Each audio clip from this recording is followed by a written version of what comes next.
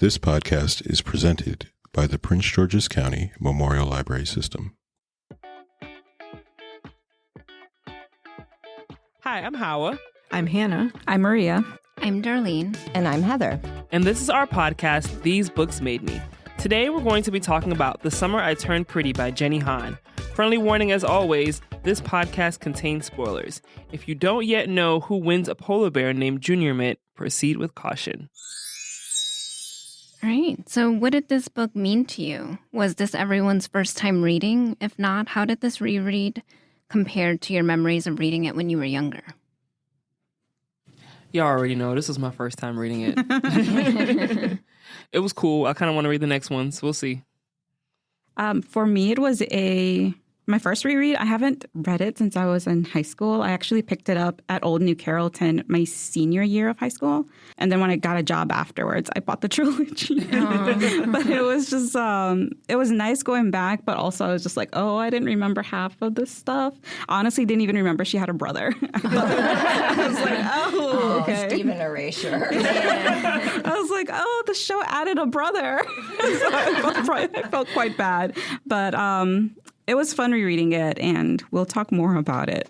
So for me, this was a reread, but I did not read it when I was younger. I didn't even know that it came out in 2009. No, I read it as an adult because my sisters and I started watching the show. Mm-hmm. And I think we watched season 1, and then I just wanted to know everything that happened. So I just read the trilogy. And yeah, it'll be an interesting discussion, I think.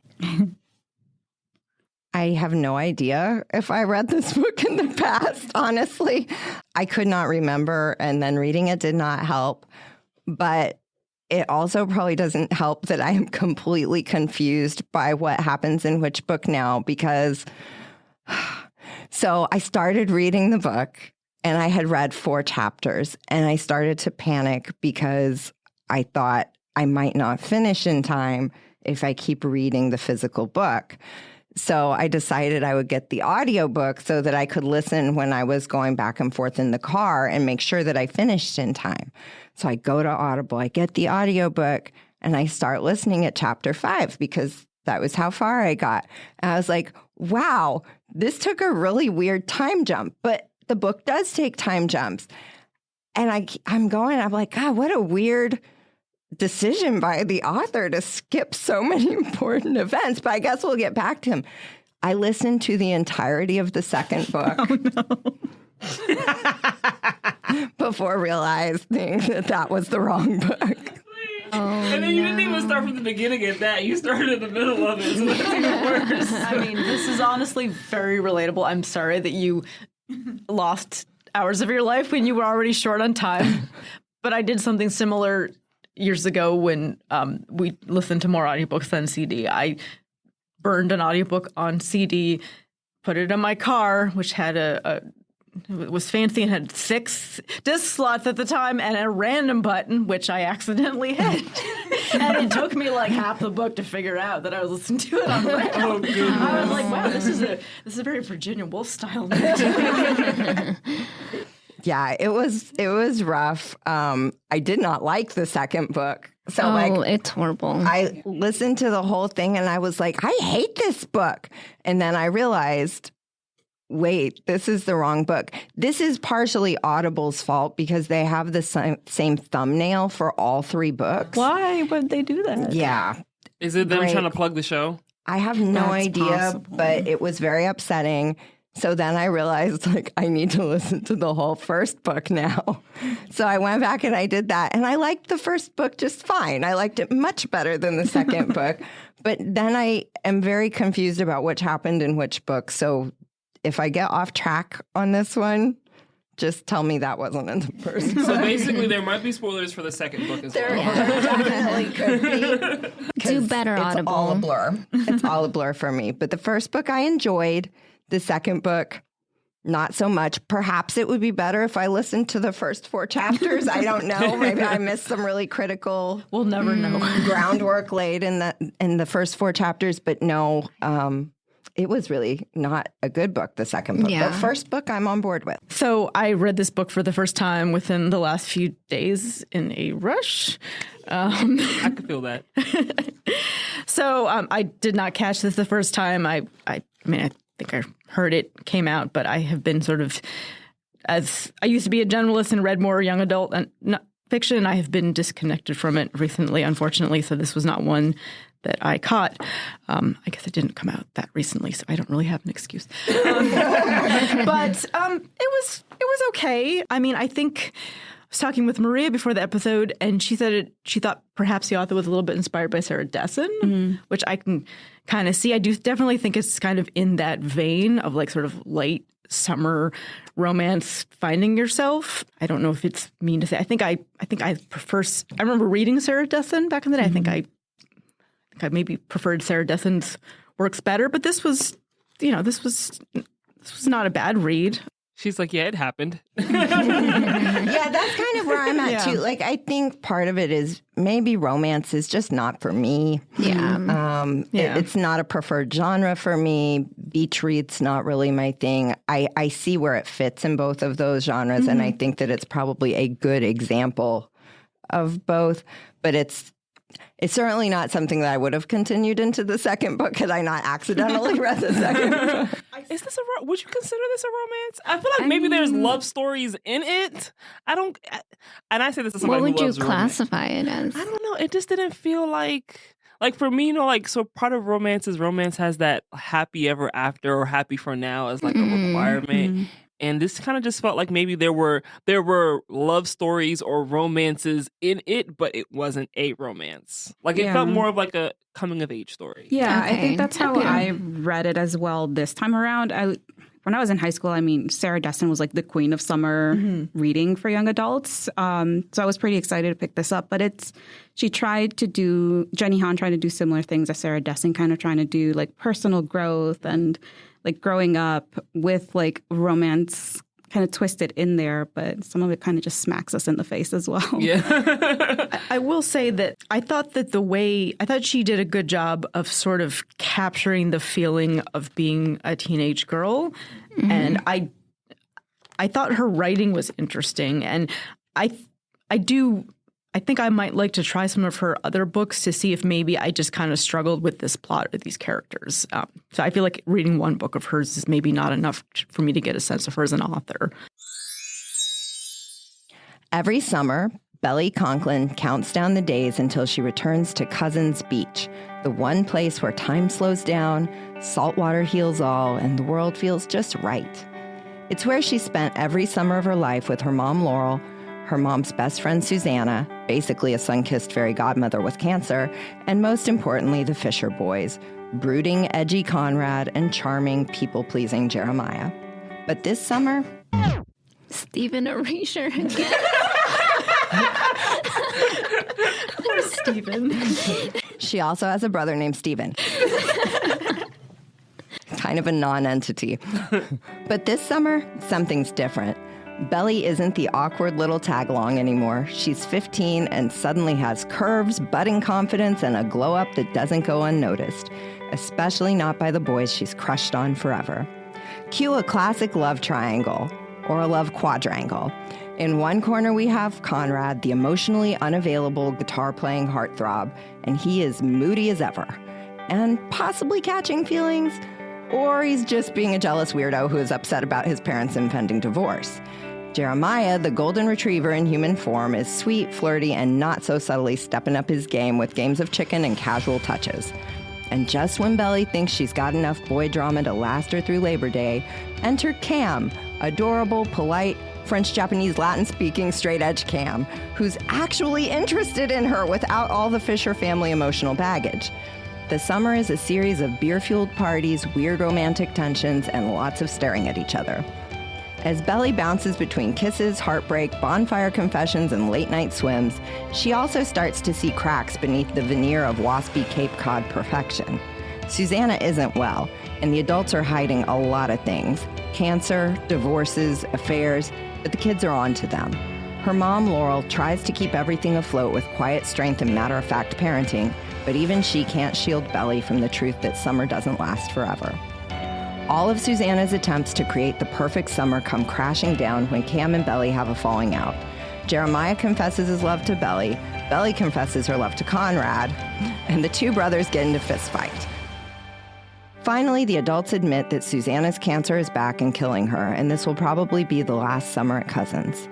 Jeremiah and Conrad both have emotional breakdowns with Belly in which she sleeps very platonically with Jeremiah and makes out with Conrad. Belly realizes she will always love Conrad, always see Jeremiah as a brother, and pretty much ghost poor Cam because I guess she'll never see him at all. The two families have a very awkward last few days at Cousins, and during their traditional eat all the leftovers meal, Susanna admits she's refusing further medical treatment. Next year will bring many changes: a divorce, Conrad heading off to college, prom. The book closes in winter as Conrad shows up in the middle of the night to Belly's house, giving her his hoodie. Summer will never be the same again. So a little bit about the author. Jennie Han was born in Richmond, Virginia on September 3rd, 1980, or maybe 1981. Sources differ on the year. Her parents were Korean immigrants, and they had two daughters, Jennie and her younger sister. Jennie grew up playing piano, reading, baking, and writing from the age of 7. Her parents were supportive of her interest in writing and encouraged both Jennie and her sister to pursue whatever they felt drawn towards. After studying English and psychology at the University of North Carolina at Chapel Hill, Han received an MFA in creative writing from the New School. Her debut novel, Shug, which Han had started writing in college, was published in 2006. The Summer I Turned Pretty followed in 2009, and it and the subsequent volumes in the trilogy, It's Not Summer Without You and We'll Always Have Summer, became New York Times bestsellers. Han said that she listened to a great deal of Taylor Swift music while writing these books. Next, she published another young adult trilogy with co-writer Siobhan Vivian, Burn for Burn in 2012, Fire with Fire in 2013, and Ashes to Ashes in 2014. Han's next novel was 2014's To All the Boys I've Loved Before, which was the first time one of her novels featured an Asian American character as the lead. She dedicated the book to a 13-year-old girl, Claire, that she took care of when working as a nanny earlier in her career. In an interview with Elle magazine, Han said, "I was a nanny when I was getting my master's in creative writing. I dedicated The Summer I Turned Pretty to my charge, Claire. She was 13, so she was really too old to have a nanny, but I would walk her home from school and have her do her homework, and we would watch Buffy together. There were a lot of experiences I had while being her nanny that I put in the book. One of them was about being on the precipice of being a young woman. You still feel like a kid, but you look different. The power that she wielded can be frightening. Her family was so supportive of me and the work I was doing, and I think about them often. Claire just got married not too long ago. I was filming The Summer I Turned Pretty, and I never leave set, but I couldn't miss that." Several of Han's books and series have been adapted into movies or TV shows on Amazon Prime or Netflix. She is the creator and showrunner to the Summer I Turned Pretty series. She has lived in Brooklyn since 2005. Now the part I'm actually excited for our discussion, I guess we can just transition into pretty privilege. Like, what was anyone's thoughts about that?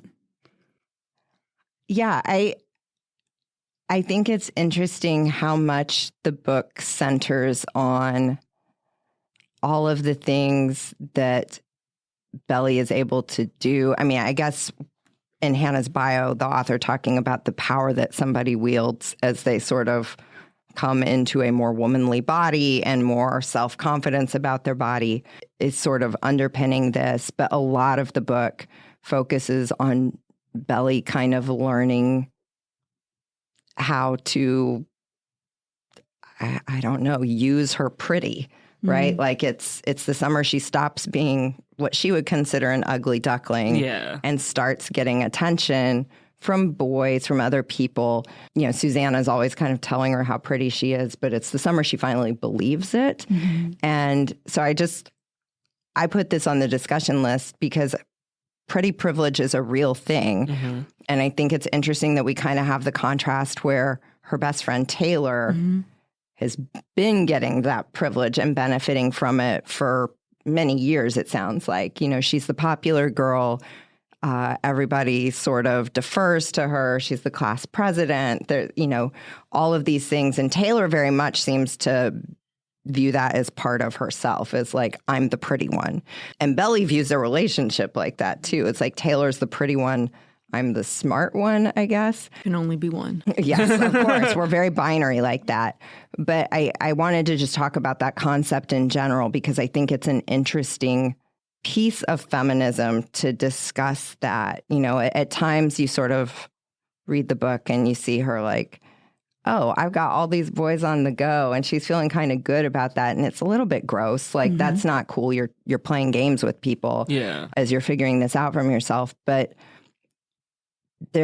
for I think most people, there comes a time where you realize like, oh, attention towards me has changed, sometime during the teen years or, for a late bloomer, maybe a little bit after that. But there is that point where you realize, oh, men are looking at me now, and it changes how the world interacts with you, especially if you're a very attractive person like Belly. So I just kind of wanted to throw that out there as a discussion topic because I think it's interesting, and I think that it does have some interesting implications in feminism. I don't know. It was interesting seeing her explore all this for what you can tell is like the first time, especially because like she talks a lot about how when she would try to go out with the boys, they would always make her stay, and she seemed like she felt more like, no, I'm gonna go, and she's meeting all these people, and she's like, all these people already know each other because they've always been out and about, and now she's like trying to like find her way amongst these people. No, but to add to what you just said, I mean, I think the other implication is Belly also learns, I forgot the guy's name, but the one who's like maybe 19, 20 years old, who's drinking beer with Conrad and Jeremiah. Greg. Oh. Was that Kinsey? Kinsey. Greg. No, there was a guy who was kind of creepy. He was like Clay. Who was his Clay, name? yes. Clay, that guy. Yeah. Clay. And like, she immediately started feeling awkward and just kind of like grossed out. Aside from smelling the beer on Clay's breath, she also just felt like she was, I think, bundling herself up more with whatever she was wearing. I think she was wearing her towel. Because she wanted to swim, and then she felt awkward taking it off. But she also asked him, because he said that like his girlfriend had been 15 or something, and she's like, isn't that illegal? Yeah. And he's like, Like, whatever. it depends on the state. But And you're like, you shouldn't be that knowledgeable Right. about these details, dude. It's gross. Yeah, and he's like, oh, Belly. And it was just like he's just so creepy. But I think that's another thing that comes with realizing you're growing up, like you're developing, and you don't always get the best kind of attention either. Yeah, and I think it's an interesting dynamic because, like Heather said, she does kind of use it to her advantage, but at the same time, having been someone, I think we're supposed to understand that Belly's never been ugly, but that she only now feels like she's getting prettier because she's getting more attention. But it creates an interesting dynamic, that there is like a summer that she turned pretty, because then there's how she felt before that, and like always feeling like left out from what the guys are doing, like her brother and the Fisher boys. And I think it's really interesting for like, I guess the internal monologue that I guess we get from her, because then we see like the sort of jealousy that she has towards Taylor for just always being pretty and always just feeling really comfortable and confident in whatever like situation she's in. And then we kind of understand like why she's drawn to Cam, because I guess she places so much importance on him actually liking her. And so you see the kind of insecurities that she has and like why she's so hung up on being chosen. Yeah. She's both figuring it out, but also still very insecure. Yes. And like she talks a lot about how like, he noted, like, how do you even remembered me from back then when I thought that I wasn't pretty and stuff like that. And I think have you ever heard people say that they feel like, in a relationship, the guy should like the girl more? That kind of is giving like that vibe. I mean, I don't know if I believe in that or not, but that just kind of was giving that vibe. Like she felt like, oh, I should be with him because he likes me, and she didn't seem sure if she liked him. Yeah, and she also thought she was like being introduced into like being the butt of a joke. Yeah. Because she's used to her brother and the boys kind of just teasing her and making fun of her. So for her, like, to actually be called pretty even back then by like a guy, just like, no, you're kidding, like, stop. And it's really interesting because there's weird like thoughts about women or girls, I guess, because they're all teens, and their prettiness versus like her own prettiness. Because I think she didn't believe him when he said that he thought she was pretty then because she had braces. Yeah. But then I think one of the girls that she thinks Conrad likes has braces. And then she's like on the boardwalk. Yeah. And then she said like, oh, well, she's pretty even though she has braces because she wears them. Hers look like jewelry almost. Yeah. Exactly. Like it looks better on someone else, but like on me, I was just ugly with them. Yeah. I do think that aspect of things is well written. She clearly feels like she's in Taylor's shadow a lot, which I do want to talk about their friendship. I know we're going to talk about the female friendships in this book, but she feels like she's in Taylor's shadow, and she's a girl that has grown up being one of the guys. And I think that, like, that definitely I found very relatable. Like, as a girl that was just one of the guys for a really long time, there is that, like, oh, she's a girl, like, moment. Like, you hit it with people at some point, and it usually is because you have some kind of little glow up or something, and they're not seeing you the same way anymore. And so you have sort of simultaneously, hey, it's destabilized my fit in this group that's very important to me. It's kind of found family if it's not your actual family.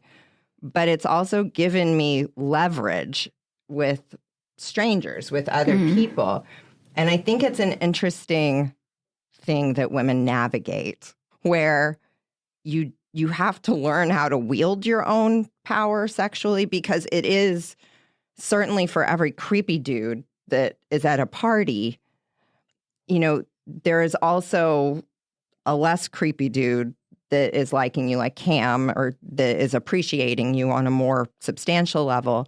But it's in general, men are paying attention to you in a way where you realize, like, I have something here, And so trying to navigate that without stomping on people's feelings, which Belly certainly does plenty of in this book, without playing games with people, but also realizing, like, that is baked into womanhood in a lot of ways. I mean, I think, at this table, we all navigate this at work all the time, where you're dealing with customers who might be inappropriate. You're dealing with customers who are very nice, but they're clearly looking at you a certain way. You're dealing with customers who are treating you differently because you're a woman. And so how do you play that role in a way that doesn't make you feel bad about yourself? That's not, because you have to be manipulative. Like, that is part of being a woman in this world, is you have to use that at times. So I think it was interesting the way that she painted that shift, because I think it is something that we all hit as women, where it's like, I'm not a kid anymore. I'm being looked at as a woman, and what that all encompasses, that now you're having to juggle. Like, how am I taken seriously at work? How am I taken seriously at school? Now that people are viewing me more as my body more than my personality or my brain, how do I make it so that people are balancing that, so that I'm not just pretty? And sure, a stranger at work that's like a gross, like, skeevy guy, you're never going to do that, and you know that. And so then it's like, how do I protect myself and navigate this? But how do you do that with the people you care about, who the ones that are closest to you, trying to juggle that? Yeah, that's trickier. Alongside well, I do care about this person, but, like, I also want to get with this person. Like, it's hard. And it's hard how that destabilizes friendships. It's hard how you have to navigate that as a woman every day. And so I thought that part of this was written pretty well. Like, I thought that was identifiable. I think we've all had that moment where, and, it's not one moment, but it's a summer or it's a year that you can kind of pinpoint of, like, oh, everything's sort of changed. And now I have to develop this new toolkit for navigating the world and my new body and my new, like, how does my personality shift to sort of match this skin suit that I'm wearing? There's no way to not creepily say that. Yeah, because it's like it feels new. I mean, it is it's your new. new body. So you're like, yeah, exactly, and you're like not used to navigating that. So you kind of have to feel like, okay, like you have to kind of think about like, okay, how am I being perceived now? All of a sudden, you're like ultra aware of it. I think what was also interesting was Stephen, before he left for his college trips with his dad, warned Belly about it too. And it's also just remembering that he's kind of like standing with Conrad and Jeremiah. And he's like, so he knows, he can tell what's going on, that there's a shift changing. It's just like, just watch out, Belly. Yeah. And she still can't. Just goes over her head, or she just doesn't really want to. Well, he also just said, don't be stupid. Like, I'm sorry, I didn't take that advice. Like, I didn't quite know what you meant by that. Yeah, that was a little vague. He could have, because I think she said, like, he gave me a look, like I was supposed to know. And then I guess he just rolled his eyes and was like, oh, like you're still a child, essentially. But then I'm like, you could have been more direct about what you meant. No one is direct in this book. Yeah, no one is direct in this book. Oh my gosh, this is the waspiest set of people. No one wants to talk about anything. It's just, it's all like passive aggressive. It's under the surface. Everyone's staring at each other all the time. No one wants to talk about the cancer. No one wants to talk about the divorce. No one wants to talk about the feelings they have for each other. This is like just so frustrating to me. I wonder if it's like Laurel's personal hell, though, because she's someone. The one direct person. She's like, Susanna, you need to like tell them stuff. Sworn to secrecy. Yeah.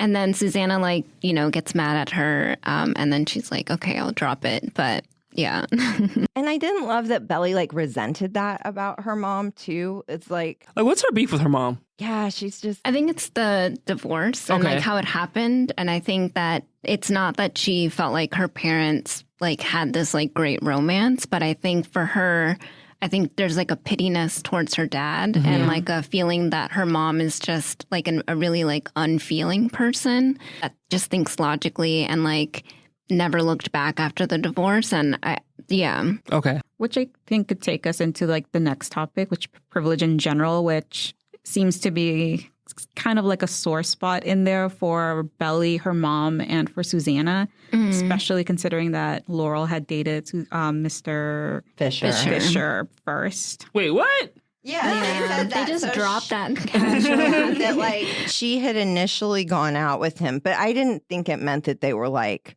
in a relationship. It was like she went on a couple of dates and was like, you know what? You and my friend would actually hit it off way better. But privilege in general, the Fishers must be so rich. No, for real. Like they talk about Laurel being pregnant with Belly at the beach house. So these would not be old people at that time. Like these were young, relatively newly married probably, because the brothers and Stephen are only like a couple years older than her. 2.5, yeah. So they have had a house on Cape Cod, a summer house on Cape Cod since they were probably, in their 20s? Yeah. What does he do for a job? Because it does not seem like Susanna really works. It could be family money. Yeah, it could like be family inherited. money. Just the fact that like Susanna, like her gift to Belly was some like really pearl her necklace. dad had given her or something. Yeah, or her grandpa. Maybe it was her grandfather. I don't for know. her sweet 16. Yeah, but it just felt like maybe she grew up in that sort of rich family. Sorry, Which is what I but it think would you be mentioned. Mr. That. Fisher, right? It's his money, not Susanna's. But that's well, what I in thought the was TV interesting. show, it's Susanna's, but I don't know. No, but that's the thing. So, like, the pearls were gifted to Susanna by her dad for her 16th birthday was her party. dad. And then they connected to a cotillion in the show. Okay, think, right? so she was like a debutante. So then it is Susanna's family's money. This is at least a 5-bedroom house based on her. And a basement On the with the rec Cape. center. Yeah. Like, Do we think sorry to go back, but do we think a teenage girl would be excited by a gift of a pearl necklace? I think she would be touched because of the context. yes. And I think it might depend on the look of it. and where they're from, because I think, again, this is a little bit dated because I'm old, Hawa. But I think certainly, I mean, I can't speak for wherever they live. I get the sense that she is in like maybe DC area because they kept saying it's like 6 hours to Boston or something and whatnot. And they have to go for the summer. So I'm thinking she kind of based it on if she grew up in Richmond, that maybe she's loosely placing Belly's family in this area. But if she's in Richmond, at least in the South, it's very traditional for pearls to be given as a gift for coming out as a debutante at weddings. Like that's a really traditional family thing to give. So I think that would, if she grew up in that framework, like she would understand like what that was signifying. Jennie It's Han. more of a rite of passage than like, oh, I got you the prettiest necklace that I found. I also think Susanna's often like positioned as like a woman of taste. Like she has really rich taste. So there might also just be something about like receiving pearls from someone that like you really value their taste. It's also kind of like a grown-up gift compared to the charm bracelet that she had. So I think for her, just being treated more as an adult by Susanna than her mom also just impacts it a lot. But also, can we talk about, clearly they're in a wealthy area because all of these teens are throwing parties like crazy with all the kegs in there. And Right. My mom would never let me. Well, that is the privilege of it too. No, see, I mean, I think some of that is the time.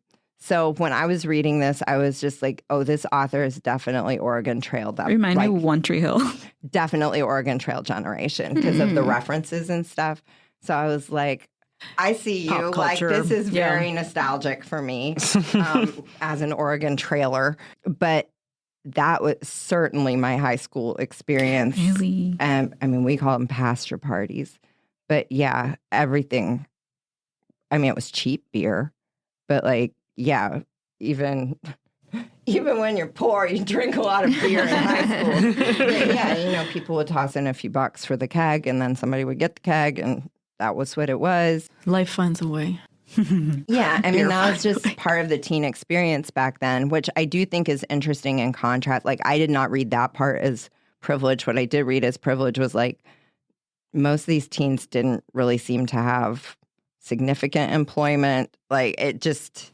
Like, even the boys working, I'm like, how serious is this? It's like, how many hours are you actually working? It didn't seem like very many. Yeah. And so that Well, seemed a little odd to me. Because but- some of the older guys, at least, it just reminded me of Nate from One Tree Hill, where it's just like, clearly you have like a house on the beach where you can just throw parties and just invite anyone and everyone. Well, but I think that too was like, there was a distinction between the townies and the tourists. And so I was under the impression that some of it was more like the tourists were throwing the parties. So like maybe it was a summer house where, you know, the parents were there part of the time, but not every night. And so when they were gone, the teen is throwing the party, but those would be the more like affluent people anyway. So you have this big house, but that the townies were more like a normal level of like, they were the ones actually holding jobs at the boardwalk and that kind of thing.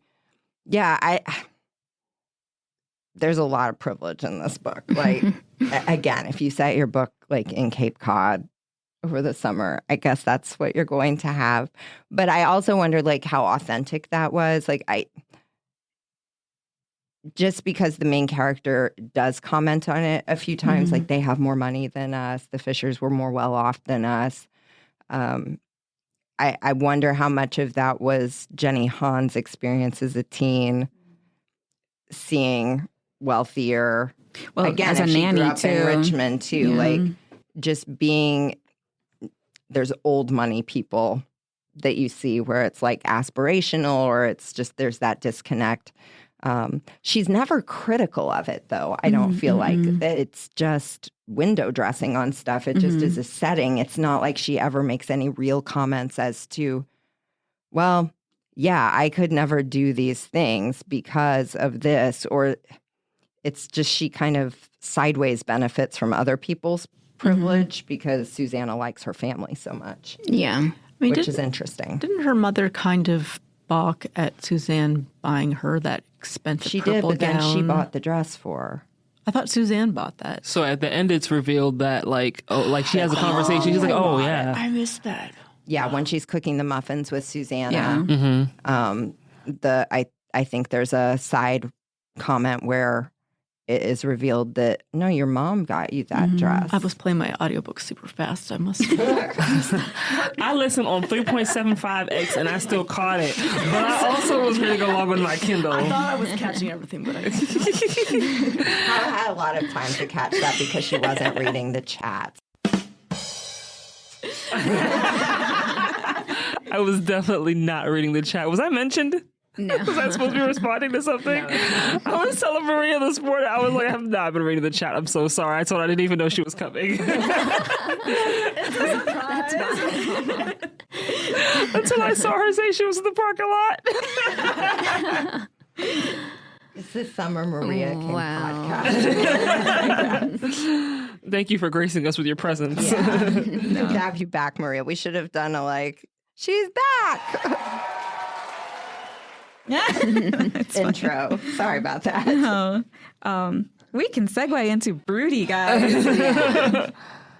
So, before we go into the broody guys, I do want to point out, so when I was researching the author bio, apparently she's a big Buffy fan, as the quote mentions. And there was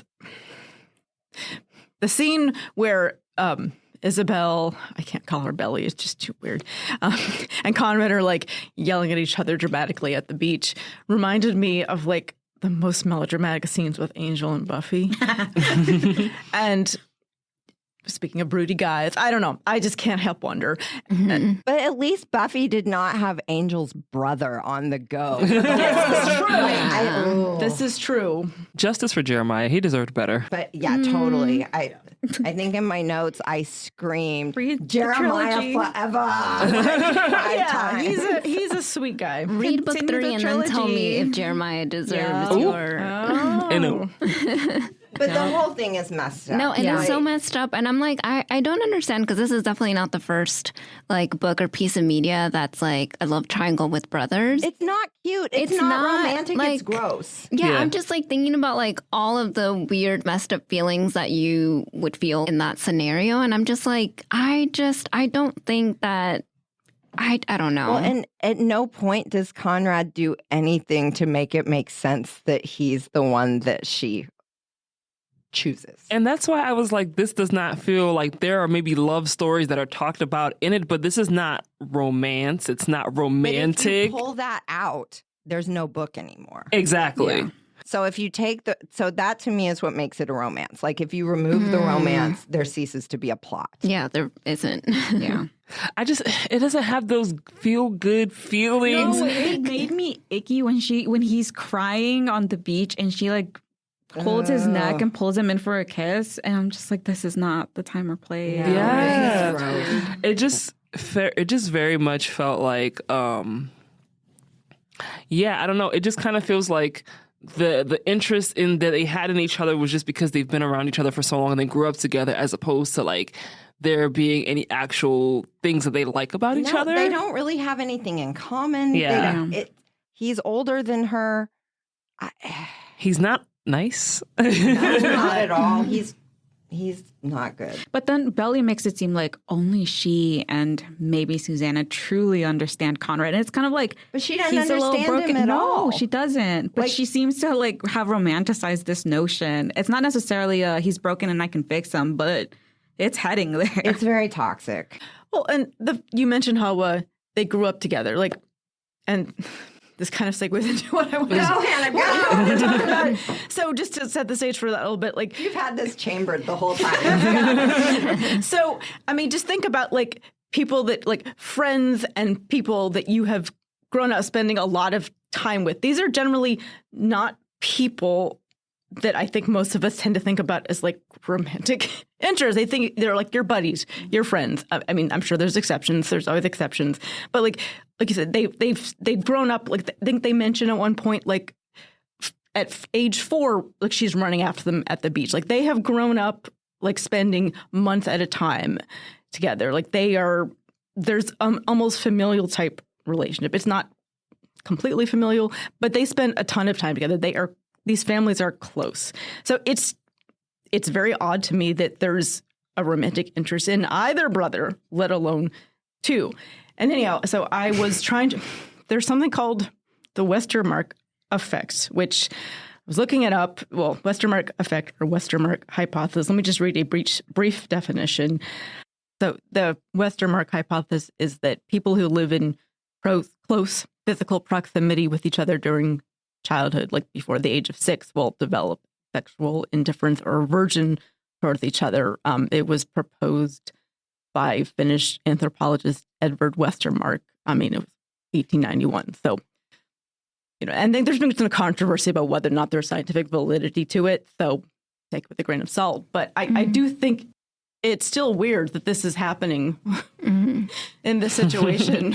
Yeah. With Belly. If I may, I'm really sorry, Hannah, but just really quickly, I blame Susanna for sticking that I do idea too, in Belly's because head. she's like, we're just destined. You're destined for one marry of my you off. boys. Yeah. And how does she feel about, like, I don't know how privy she is to, like, the back and forth that's kind of happening. Poor Jeremiah. Yeah. She doesn't care about him, just Conrad. And she says he wears his heart on his sleeve, but you didn't notice that your other son is crushing on this other. I think a lot of the characters seem to always feel like, because Belly always liked Conrad, that it was Conrad. Because I think even Laurel kind of feels the same way. She's like, I don't care if they get together at some point, but like, I just want, like, my thing for Belly is I want her to like experience life first.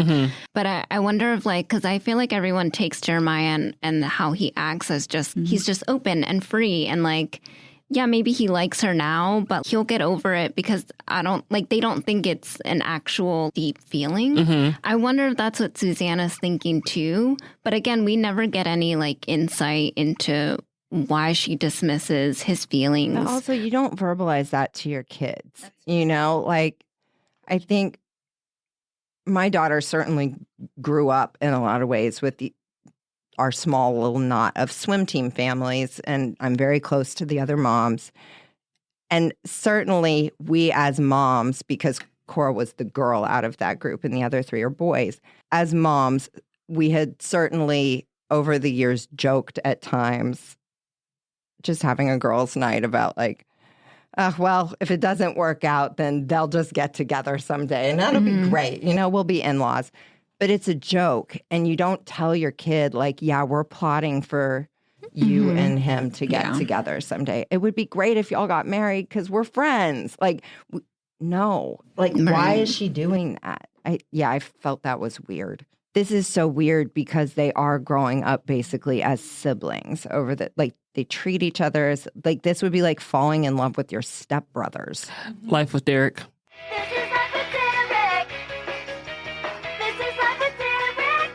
Yeah. I was thinking I'm so glad somebody knew what I was talking about. I was like, how do I bring that up? Because it's not like exactly the same thing. They were just thrown together. Yeah. But And it was like mid-hormone like era too for that. And like you said, Hannah, the name Belly.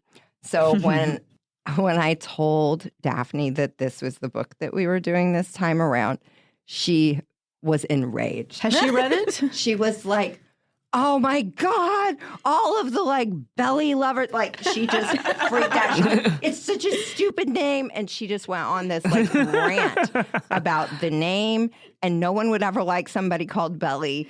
And like, it's cringy. I'm with her. Like every time I read it, I'm even just like, she doesn't like that. Is it the jelly bellies? Is it the belly button? Like she doesn't know either. Yeah. like I feel like as soon as if you're a little kid, okay, it's not going to bother you. But once you start getting to that point where you're like trying to rebrand yourself as like she's a teenager. I was like, why are you introducing yourself that And way? I'm laughing at her. I feel like Belly. I feel like you were going to be like, okay, I need to go by Isabel. I need to go by Izzy. I need to go by Belle. You're going to find it. You'll pick your middle name. You will do. She even You're trying to break up a fight. prefers being I'm called Belly. I'm Belly. She likes the name Belle better. Yeah. And then I think Cam says, like, yeah, it means beautiful. Like, and she still is introducing herself to everybody. What's up? I'm Belly. Like, Trying to break up this fight. And then I'm Candace calls Belly. her Flavia at that point. yeah. Oh, yeah. That was very nostalgic for me too, because I went to Latin competitions for JCL as well, and that was spot on. Clearly, Jennie Han also went to JCL competitions. Clearly, and that was drawn from her experience, and we all had Latin names. And yes, wanted to be Cornelia. Yeah.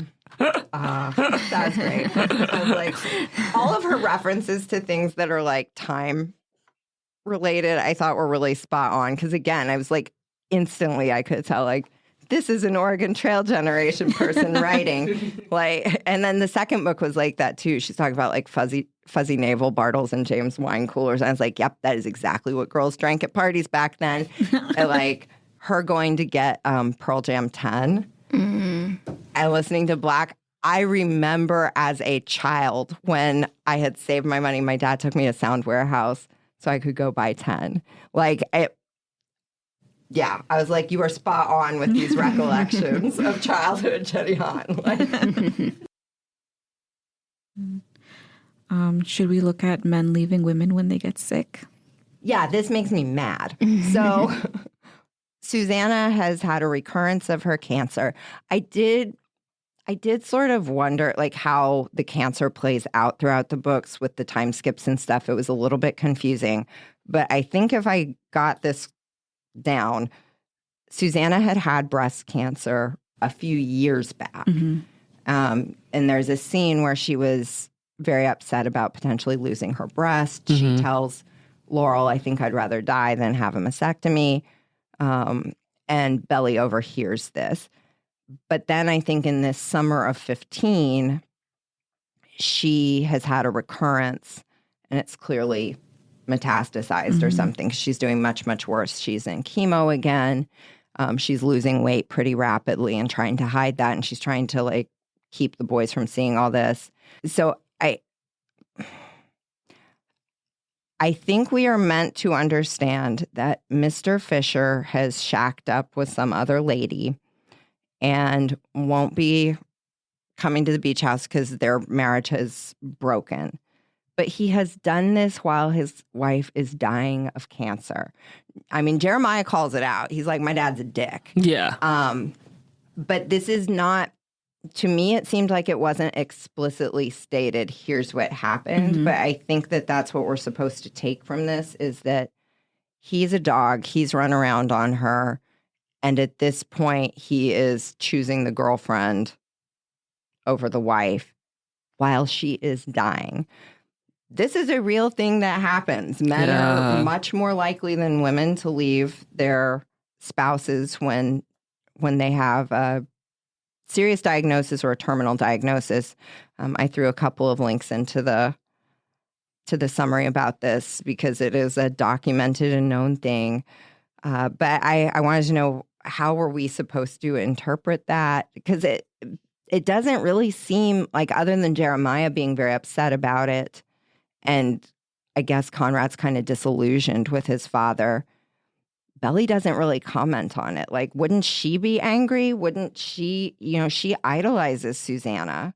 I don't think it clicked for her right away because she talks about, oh my God, like your parents were in love. Like, I think with her parents, she felt like, okay, like they got divorced, whatever. But like, she's like, she was so used to spending the summer with Mr. Fisher, him coming around. And then she's like, oh, well, this is when he usually comes by. And like when she first answers the phone, like you can tell from the conversation, like how we view it, like something was up even then, but I don't think it clicked with her.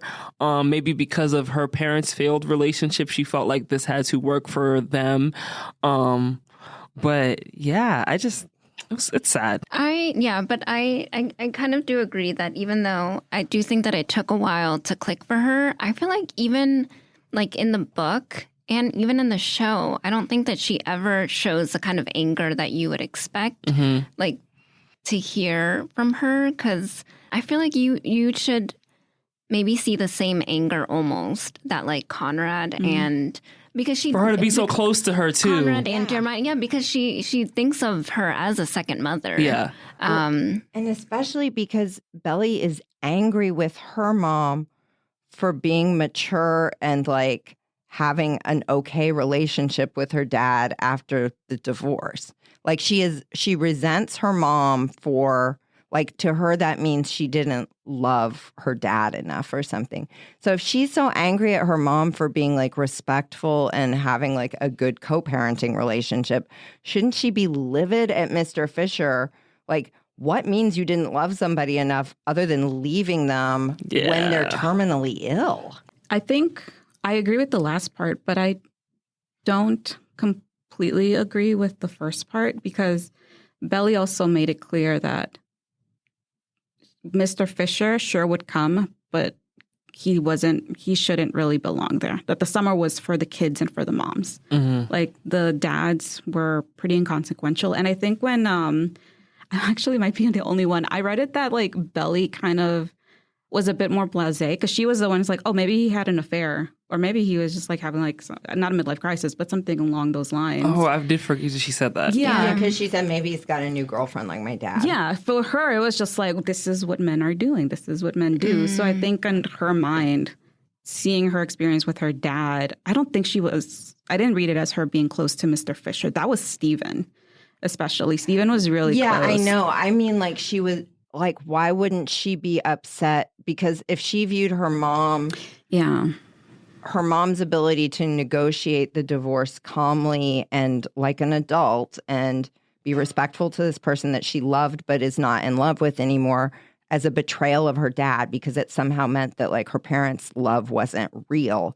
Why is she not furious at Mr. Fisher for doing something so much more extreme? Like, I don't know, leaving your terminally ill wife seems much more a reflection of this love was a lie. Yeah. And especially when she's like, man, I thought they really loved each other. Not like my parents, where my mom is too like rational and matter of fact to love anyone or something. She's really harsh about her mom in kind of a mean way. Broody guys is such a like damaging trope, I think. Yeah. It's everywhere and it's in everything teen. And I always roll my eyes at it. Buffy too. Like, yeah. That is sort of the stereotypical teen romance, is the broody guy and the girl is just mooning over him. And it's toxic. Yeah. Like, Conrad is not a nice person at any point in this book, and he treats people like crap the whole summer. And yes, she calls him out on that at one point, but he ultimately gets the girl, right? Yeah. And I feel like that's the problem, is these tropes always reward the broody guy in the end. And I hate what that says for girls. I hate what that builds into us as teenagers. I think that media definitely makes you think that a lot of relationship behavior is okay that isn't, under this sort of umbrella of, you know, the broody guy. It just, you know, it just means he has deep feelings and deep emotions. And like, yeah, he was going, or he can be fixed. Like, right. He's just going through things like, okay, yeah, he is going through this thing with his mom and all that. And yeah, you were there for him, but that doesn't mean that, like, but he's always kind of been like that, right? Yeah, and Jeremiah's going through the same thing. I mean, isn't a trash person. I mean, that was the past year. I think before he was just older. Yeah. I think, like, I also think that another thing that comes up in the next two books is that, like I said, Belly's an unreliable narrator. And so there are certain things that you find out she attributes to Jeremiah, but it was actually Conrad that did it. Okay. So there are little things like that. But I think, don't get me wrong, I still think he was an asshole this past summer. But I do think the previous summers, he was just older. Okay. I don't think he, like, was purposely mean to her. I think she just took everything like, oh, no, don't go with us because we're doing this. She always took that to be, like, a negative thing. But, like, Jeremiah, because he's closer in age to her and, like, would sometimes stay with her and, like, actually, like, hang out with her, like, she took as a positive thing, sort of. Does that make sense? Like, yeah, I don't makes think sense. every time Conrad was, quote, unquote, mean to her, it was, like, meanness. It was just kind of like, we're older than you, so we have, like, we're gonna do this, or maybe, or maybe you shouldn't be doing this. She wasn't on his radar. But I think, this past summer, and I think it also deals with, like, I feel like the two biggest, like, things in romance books, and also why I have trouble with them, is because I think they really love the like I can fix them narrative, but also the like miscommunicate. Like they thrive on miscommunication, and it like irritates my soul because I'm just like I feel like you could have someone that's brooding and like obviously very much going through something and have like much more meaningful conversations and actually like come and like have a better connection that way. Yeah. And it actually leads to something that as like maybe a reader you would understand like why they like each other. But she definitely did not do this. I think in the whole series, really. Yeah, I don't dang. think she ever like writes that. And I think she was trying to do it with the TV. Do you feel like the TV series. show does it better? She tries a little bit better with it, but I still don't think that book 2 Conrad is no better. Yeah, no, definitely And not in the his books. relationship with Belly is still just this like dramatic. I hate you. It's like It's a maturity on both ends. Yeah. But like, and we can cut this, Darlene, but like, I feel like the 2008s to like early 2010s was such a broody guy. I mean, our read in October is like another prime example of like a broody guy who like this girl is just like infatuated with. But I feel like it's just such a major trope during those times. why is that always the trope? Like, why the guy just be a nice guy? Can we have a romance book about Cam? Straight edge. Cam gets the girl. Like, Yeah. I want a book where Cam gets the girl. Like, Maybe because Yeah. then there's like not tension. You would have to create a plot. And I think that's you would one- have to have well, a she plot can around have it. cancer or something, and he's just be really nice to her. We should take a moment to appreciate Cam for Cam was for being great. Yeah. he's a little bit pretentious, but he's a very sweet, respectful, kind guy. Yeah. Yeah, he never pushes too far Yeah. with her. Even when she's pushing and he thinks like she may not be ready for this, he kind of Yeah. dials it back. Or Like, with he's the not skinny ready. dipping. Yeah. Yeah. Yeah, like he's so respectful and nice, and it's like, why is that not what we're modeling? Yeah. And a bit of a spoiler. I mean, like, you don't really end up wanting her with either Jeremiah or Conrad at that point, because it's just like some of the decisions made also from the characters and just the author's So, insane. question about that, because again, I did not read these as a teen. Was there sort of a Team Edward, Team Jacob thing going on with this with Conrad and Jeremiah? Like, did people feel like really invested in one or the other, or? People do now with the series. That's what I was going to ask. I haven't watched the series at all, but even on Instagram, I've seen hashtags. See, that's what from Peanut's rant I gathered, that there was some Yeah. sense of that where people were like picking one or the other, and it was like, Belly's got to be with this guy, or that,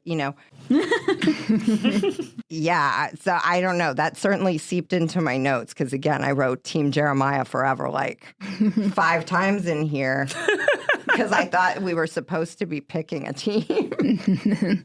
I mean, really, Team Cam was what I said. But Right. I'm Team Belly, man, because whatever she I wants. can't remember the exact moment, but it was not when she was saying, I will always love Conrad. I feel like it was about Cam. And it was like a sentence, a throwaway sentence that was something like, I would always have like this moment, basically. Like I would always have that feeling from that moment. And there is something valid to that. Like first love, first kiss, like those are things that we romanticize. And there is truth to it, like God, when her hoodie wearing with Cam's hoodie, totally brought me back. When she said at one point, like she had been sleeping with the hoodie. I remember doing that. With my boyfriend's flannel shirt. Like, and there is that, like, you never get that feeling again as you age, because that's part of maturing, where you realize like that is tied up. It's nostalgia. It's tied up in a moment, and the smells and the all of these things, and it being the first. But that's not real. And so, yes, like you learn by living your life that you're not going to be tied into that same person forever, that you can have feelings for people and it'll always be a little bit different. It doesn't make it less valid than your first. And she is so hung up on well, I loved Conrad first, so it's Yeah. just always had to be him. He's the one that got away. But she never had him. Right, exactly. Like she always just missed what could have possibly been, I guess. Did Cam get his hoodie back is the other question. Well, maybe now she has 2 I hoodies. don't think so. It is winter. Then she Yes, gets Connors. his when he shows up out of nowhere, which was creepy too.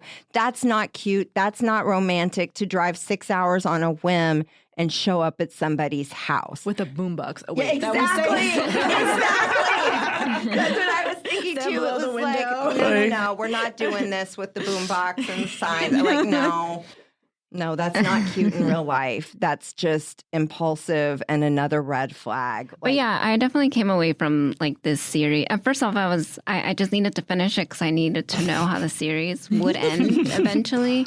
But also, yeah, you come away thinking like there are more than 2 men in this world. Yeah. Like, and I'm just baffled that she doesn't ever like get there. And it's like she's closed herself off from being able to get to know or 'Cause consider there's no other Cam after That's this. what Like Yes. after this, it's just between the 2 brothers. Oh. But that's why I think like we can transfer into like female relationships because at the end I still blame Susanna so much for everything that's happening because a lot of it is just unreal and insane.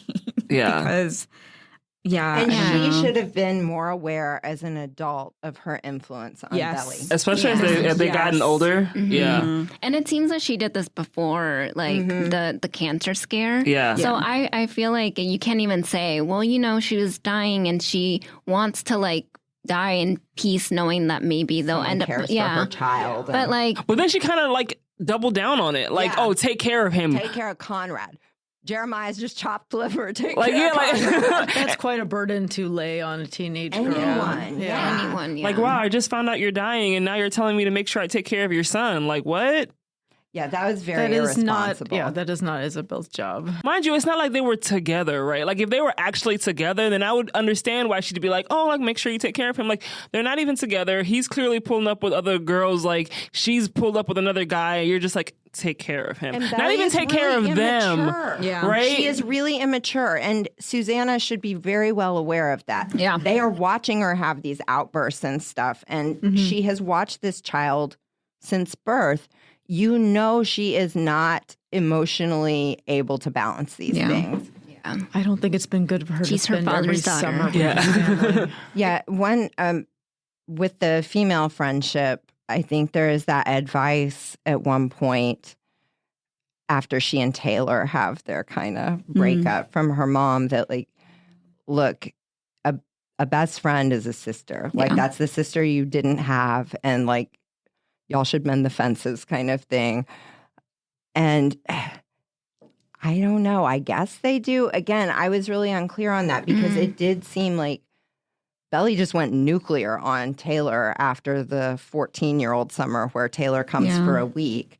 And Called her a slut. That was crazy. did. Well, that's the Yeah. thing. She kind of like weaponized Her pretty. her pretty and her intelligence versus Taylor's pretty and kind of like sexuality. Yeah. But also Taylor used Belly to get closer to Steven for the summer. Yeah. Like she'd been like asking to go for ages.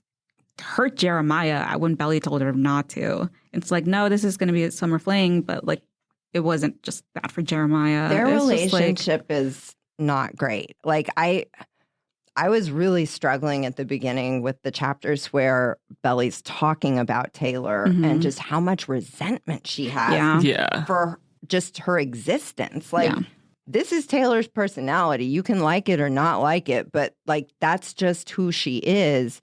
And she seems so angry about it. I don't remember ever feeling that jealous or resentful towards my best friend. They didn't seem like friends to me. They seemed like people Yeah. who were shoved together by proximity. And because they were around each other for so long, And they I- just. yeah. That's another thing that I think the series does better, because I think it was probably trying to do like a more healthy dynamic. But I guess going back to the idea of female friendships and what Laurel was saying, I do like generally think that that's good advice. But I think actually in this case, I was like, I don't know that they actually fit well together as friends. So I don't know that maybe she should be holding on to Taylor if she feels that sort of resentment. Because you're just going to like put it on her. And she did. Like she ended up calling her a slut. And that's something that Taylor felt really negatively about. I think, people had slut shamed her before, I'm assuming. So and then also just, I don't know if it ever comes back up again, but I just feel like Belly was definitely not self-reflective in that moment because, she had the same crush that she has on Conrad is the one that Taylor has on Steven. Yeah. And she was just like not sympathetic whatsoever. Yeah. Like, she's also hurting Jeremiah. And you did this after the fact. The only time you see Belly sympathize with a girl is the girl who likes Cam, who is clearly liking him from afar and is shy. But like for someone with like Taylor, who is just like very extroverted, completely hates her for it. So I think that's like another thing too. Well, and the lack of self-reflection, I think, is really important because, and I guess this is just who Belly is, but when she gets mad, she always ends up going off on people, and she will say, it was cruel, but that's not cool. Yes. Like, you keep weaponizing things, and that's how you roll. And every time you say, it was cruel, and then you justify it, which I did not like. She's so childish. And like, it was very much like, even like, I think, was it the time when Conrad had Nicole come over, Red Sox hat girl, come over. Yeah. And then she had Cam come over, and she's talking to Cam, and Cam's like, why are you so obsessed with this girl? It's just like, why are you being so mean? And she knows she's being mean, but she kind of just keeps going at it. And he's just like, bro, did you call me over here to make her jealous? And like, at first I was like, no, maybe she didn't. But I'm like, she probably did and didn't even realize it. Yeah. I mean, I don't know how much like she does realize it because I don't know if she knows that she's lying to herself or not. Girl, what do you want? I'm over him, and I'm like, I think the audience can see that you're not. No, and she acts first. Like, it's just, she just jumps in. She's just like, I'm just going to invite Cam over. And maybe you're right. On some level, maybe she's not actually like conscious or conscientious that she's doing it. Yeah. But at the same time, like, she still doesn't reflect even after that. Yeah. No, I did think also with the friendship, the summer that Taylor was there, that everything kind of got messed up. When they're doing the truth or dare, there were a couple of things in that little, I don't know, that situation that I thought were really funny. So Taylor calls something gay, and Jeremiah corrects her and says, like, that's not cool to say, Taylor. Like the Hillary Duff commercial, don't say gay. Yeah. When you say that's so gay, do you realize what you say? Knock it off. But then, like, 2 minutes later, Taylor's like, I want to kiss Belly. Right. Yeah. And I was like, Yeah. Okay. I found that scene really interesting because I mean, this was a reread, and I don't know if it stuck out last time, but the fact that like Belly was so mad at Taylor for saying that and saying like, I wouldn't let you kiss me with like, so you wouldn't have my consent. And she makes it all about consent, and she's like really upset about it. And like Taylor's obviously joking. I don't think Taylor's thinking anything's about to happen. Like, she's actually going to go through with it. But then, I think Jeremiah chooses dare. And then Taylor says, like, kiss someone in this room. And he ends up kissing Belly. Mm-hmm. And then no talks of consent anymore. Oh, no, but she is furious she's furious about it. But she didn't, like, I don't think she called him out on it. Did she? I thought it was an internal. Yeah, I think that was internal. Yeah. But then later she has was it with Cam? And Cam's like, oh, can I kiss you? And she's like, no, don't ask next time. Just do it. Yeah, it's weird. That's what I'm saying. Like, the whole consent thing is like up and down. And I get that she's a teenager. So like, I don't know that she truly knows her thoughts and feelings on it. But I felt so just bad weird. for Cam. Sorry. Yeah. I was, and he looked so hurt. And I'm like, he's trying really hard I know. to be so Poor Cam. respectful and cognizant of consent. Right. And like, I get that, like, yes, he's the nice guy and that she doesn't have to end up with him just because because he likes her, but at the same time, it's like she's playing games. Yeah. Like if she was always just straight up like, no, I don't like you, I'm not interested, that's fine, you know, whatever. But like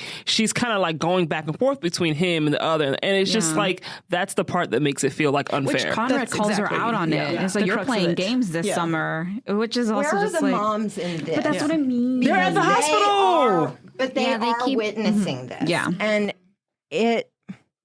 as a parent and as a woman, I think one of them should have said, Belly, you need to figure out what you want before you make any other moves because you are hurting people. That would have been a really nice scene to have been included in the book, actually. I think that would have grounded. There's just so much like that I feel like needs grounding, and it's not. And I think that's why we're just like, what's going on? And like, why do they make these decisions? Could have been able to pull it off because Belly would have just been mad at her. Yeah. But Susanna could have. Yeah.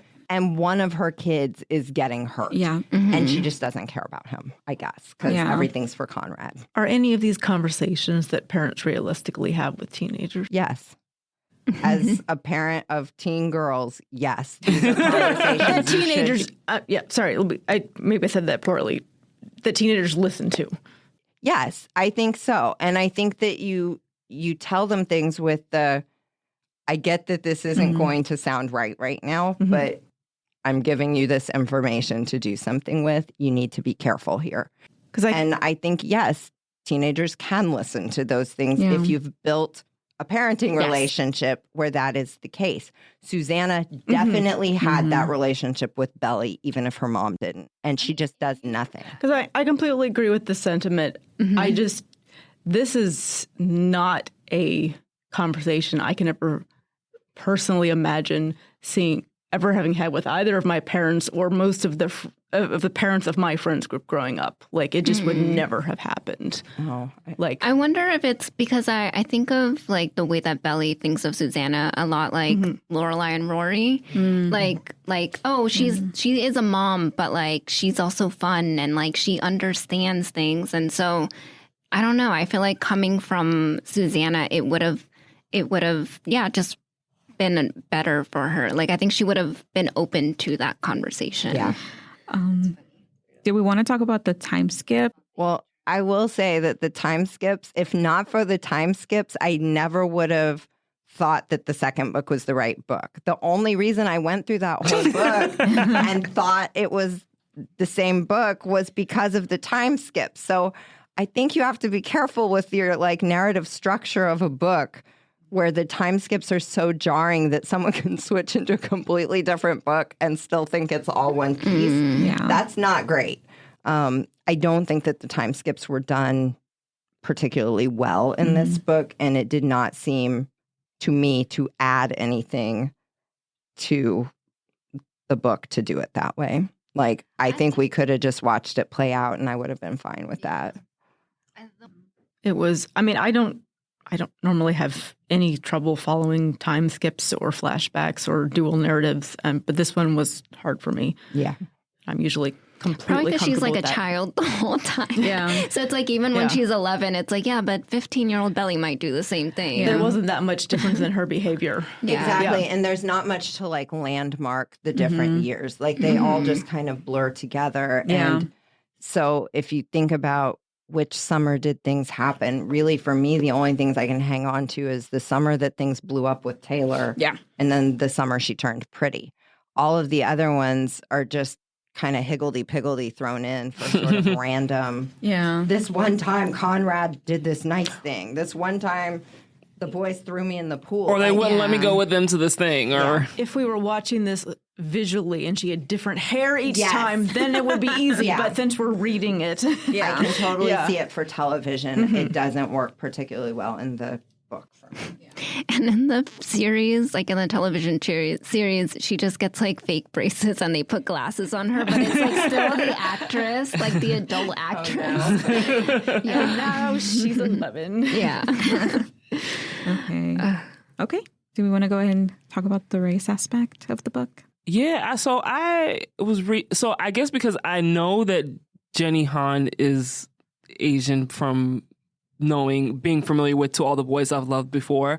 But like I was reading it and I was like, so is the protagonist like Asian? Is she part Asian? And then they mentioned Cam's Asianness. So I was like, maybe it's a thing where like she could be because, you know, she sees it in other people kind of like, but like they just didn't say it about her. But then I saw Maria's cover of the book and I was like, oh, so I guess in the book she's not. But then like in the series, she maybe is. Yeah, she's The TV series? Half, yeah.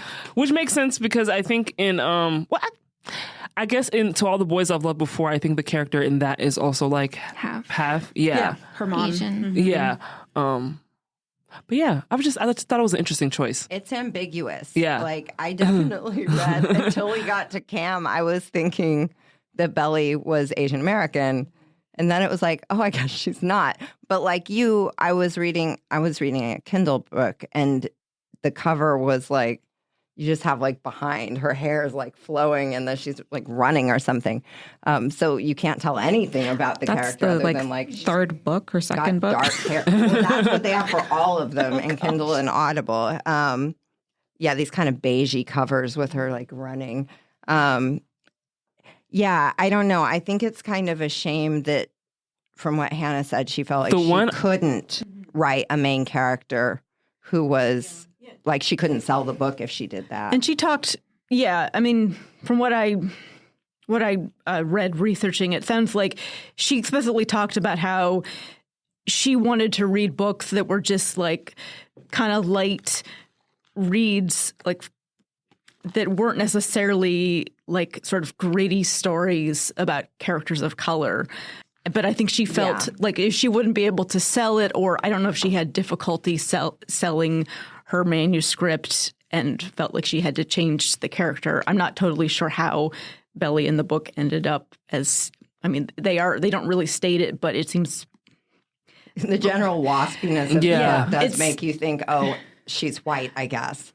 But I didn't hit that until I got to the Cam part, and she was kind of making a big deal of his heritage being French and Japanese. Yeah. And it's like, I feel like she wouldn't be making a big deal out of that if she was also like, then it would be like, oh yeah, my mom is Korean or Chinese, or, you know, or my dad is. But since that didn't come up, I was like, oh, I guess she's meant to be just white. But yeah. Sorry. no, I'm sorry. Go ahead. No, but I guess I could see that because I feel like with books that are by like people of color, like people assume that if the character is like of a certain race, that it's only for that. I feel not assume, but like I feel like it's easier for like I feel like I'm trying to figure out how to word this. Basically, what I'm trying to say is everybody reads books that are by and about white people, but if they're by and or about people of color, it's assumed that they are the only people who can read those books, or that's who. I mean, it may have been written with the book is about race, race, or that they're the only audience in mind for that book. And you know, with certain books, yes, they may have been the audience in mind, but that doesn't necessarily mean that it's only for them, or like there's nothing that you can enjoy from that. So I guess I could maybe see why she probably. It could have also been harder for her to maybe like market it in that way. Yeah. I don't know, publishing wise, what kind of advice they may have given her. But I could see that. That's probably why this book has done.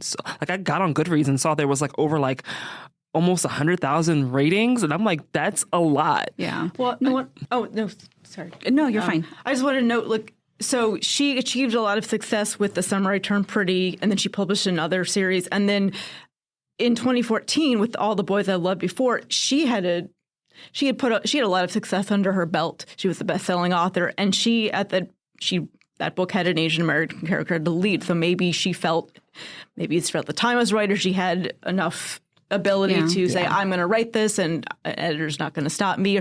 And I think when she talked later about when, because she's had a couple of her books and series, you know, optioned for films and series. She said that, I can't remember if she's talking about the books or the series, that it wasn't so much that people straight out said, you can't do this. It's just that like ideas weren't necessarily getting the same reception. That makes sense. She was able to advocate for, in the TV series version of The Summer I Turned Pretty, to have, you know, the casting for for Belly be a I'm not sure if the actress is She's like biracial, a but the character is porter. biracial. Yeah, I think that's in the actually series. really cool. I think because she was able to write this book the way she did and have the success that she did with this book is probably why she was able to maybe continue on and write how she maybe wanted to write her characters like in the future. I don't know. Like I just think about like how I come across certain books and I'm like, oh, I didn't know this was like by a black person. Like, did y'all know the person who wrote Dork Diaries is black? I know did that. know that. Yeah. But, yeah. Like I didn't know Only that. because I had looked her up for Yes. other things and like read her little author bio. Yeah. Yeah, and I think that there's something to that. I mean, it's like men who won't read books written by Women. female authors just Right. because of the name on the cover. And so, yeah, from a sales perspective, probably smart not to like do that. Yeah. And, I also thought it was really interesting the progression of like a really racially ambiguous protagonist in this series. And then it was like for To All the Boys, she's half Asian. So it was kind of like she's just kind of like Inching her way. inching her way. And it'd be really funny if like her next series is like a fully Asian. Right, because I was protagonist. like, because then when you read the author bio, I was expecting you to say that she might be like half Asian and she's not. Yeah. But also, I think growing up in the South would have probably impacted that as well. If you Yeah. grew up, if your parents wanted to assimilate or wanted you to assimilate, especially, that would Yeah. definitely affect it. That's true.